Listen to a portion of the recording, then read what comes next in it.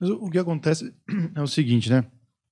Às vezes o próprio professor na sala de aula, e eu não estou entrando aqui nessa Doutrinação. coisa de doutrinação, escola sem partido, nada disso, mas o próprio professor tem ali o seu viés, né? Até para fazer a metáfora com que ele vai construir a aula e tal, ele acaba sendo tendencioso. Eu imagino que qualquer pessoa que vai pesquisar é um telefone sem fio, vai contar a sua versão da história. Sim. Agora, por exemplo, o trabalho que o Narlock fazia no Guia Politicamente Incorreto era um trabalho que ele tinha as fontes dele. Sim. Você vai saber muito melhor do que eu explicar, mas as fontes dele não batiam com as outras fontes. Sim.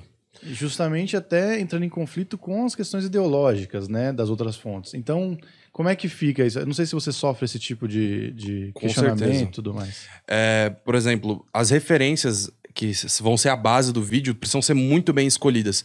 Tem referências mais confiáveis que as outras e tem referências mais ideológicas com as outras. Com o tempo, você vai sabendo separar uma de cada uma, só que é difícil. Mesmo uma fonte que você acha que é confiável, pode ser que tenha algum conceito errado ali, pode ter algum problema.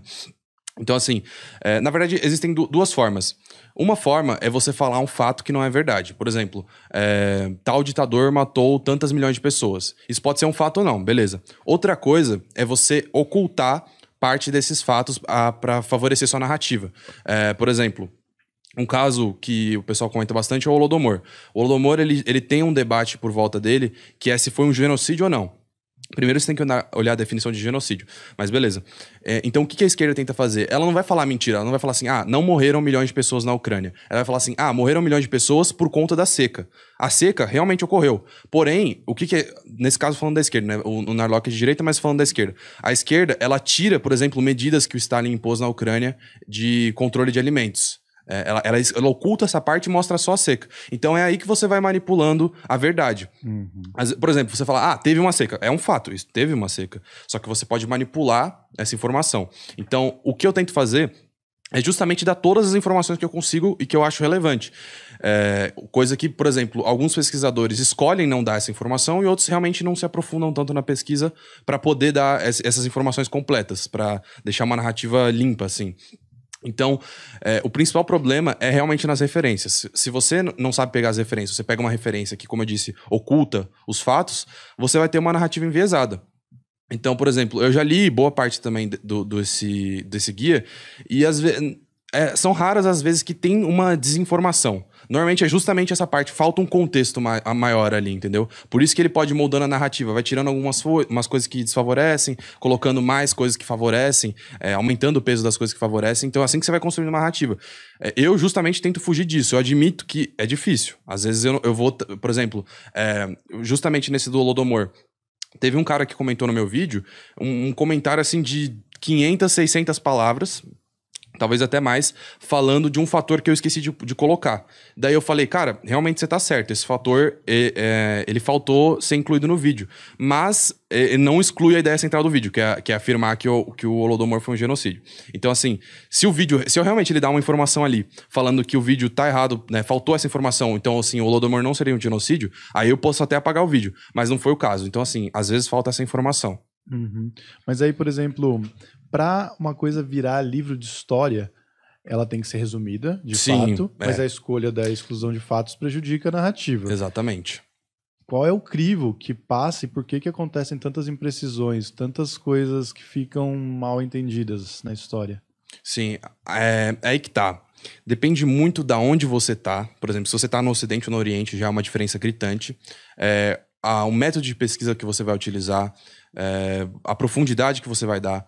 No geral, os pesquisadores eles têm uma profundidade maior, mas essa parte de ser Ocidente e Oriente modifica muito a narrativa da história. O ideal é sempre você ir no lugar onde você vai fazer a pesquisa e coletar as informações de lá, mas também ter o contraponto de informações, porque assim, por exemplo, se você vai na União Soviética, por muito tempo a mídia foi completamente manipulada. Então, beleza, é importante você ter a versão deles, mas também é importante você ter outras versões. Então, é um processo muito complexo, mas você ter várias fontes diferentes também, justamente quando você vai fazer um livro, é bom você ter referências do outro lado também, e você saber identificar o que é desinformação e o que é informação. Então, acho que precisa ter esses dois lados aí.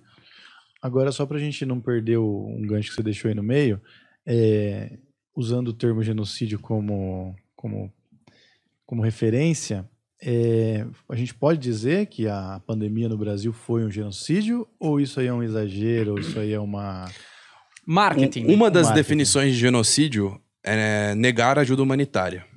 E foi isso que o Bolsonaro fez. Então, assim, obviamente que, colocando assim, parece que é simples que foi um genocídio. Mas, realmente, em escalas, assim, é difícil de você igualar, por exemplo, um holocausto, um holodomor do que aconteceu no Brasil. Então, dentro da definição de genocídio, sim, seria um genocídio, mas ainda assim tem escalas. Por exemplo, ditadura. Uma ditadura ela pode ser autoritária e ela pode ser totalitária. Também é uma diferença de escala muito grande. Então, sim, não é ilusório você falar que o que aconteceu na pandemia foi um genocídio, mas foi uma escala muito menor. É claro que também, assim, o ideal seria a gente ter uma investigação maior sobre tudo o que aconteceu, CPI, agregar um monte de informação. Normalmente, quando chegam nessas conclusões, por exemplo, foi um genocídio, demora 10 anos, assim, dependendo do caso. O próprio Holocausto, enquanto ele acontecia, não tinha as informações. Mas depois de anos que foram feitas as pesquisas, que foi realmente comprovado que foi um genocídio, né? Apesar de que lá a situação era muito mais clara. Mas eu acho que dá pra colocar que sim. Dentro da definição de negar ajuda humanitária, que foi o que aconteceu. Certo, então vamos só para a gente ter uma noção de, vamos dizer assim, o que se enquadra, né, um genocídio nesse caso. Então, negou ajuda humanitária é um. Sim. Certo? Que outros pontos a gente pode destacar? É justamente nesses outros pontos que falta, porque, por exemplo, outras definições de genocídio. Exterminar um povo específico.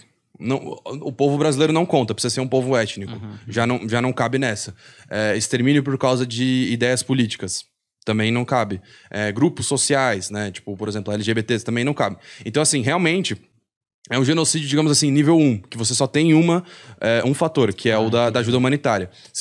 Para você ser um genocídio completo, precisaria ter vários desses agrupamentos aí que eu citei. Mas só um não basta pra ser um genocídio. Não, só um basta. Já bastaria. Basta sim, pra ser um genocídio. É claro que, assim, perante a comunidade internacional, não vai ser reconhecido, mesmo porque senão eles poderiam fazer até uma intervenção. Mas, assim, alguns órgãos reconhecem isso como um genocídio, por ter essa única definição. E se você for falar, assim, tecnicamente, sim, uma definição é o que basta para ser um genocídio.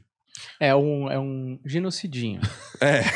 Se você fosse classificar, seria por aí, nessa linha. Genocídio de boas. É que, mano, pelas regras do genocídio, o Thanos não é um genocida, entendeu? Porque foi assim, ele só sorteou. Foi aleatório. Não, mas é que, na verdade, porque importa, assim, né? Porque isso é uma classificação. Porque, né, se um cara que é um assassino, ele matar 1000 pessoas e ele não se encaixa em nenhuma caiu num termo popular, assim. Genocídio virou sinônimo de massacre. Entendeu? Mas massacre O cara matou 1000 pessoas, velho. Mas tem um genocida. Porra, foda-se. Não é genocida, mas é cuzão, né? Eu acho que é um bom termo que a gente pode colocar. Esse é bem abrangente. Técnico, não é? Esse é bem abrangente. Bem abrangente.